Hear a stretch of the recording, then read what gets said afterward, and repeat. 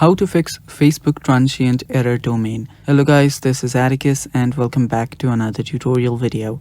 In today's video, I'll teach you guys how you can fix your Facebook's transient error domain issue. So without any further ado, let's dive right into it. So this error typically arises from temporary network issues or conflict within the app itself.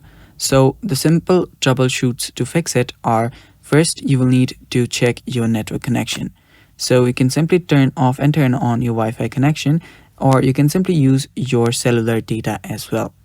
So just make sure that you have a strong Wi-Fi connection or cellular connection. After that, you can then head over to your settings, then scroll down till you find general, tap on it and scroll down and make sure that you're not connected to any VPN by heading over to VPN and device management.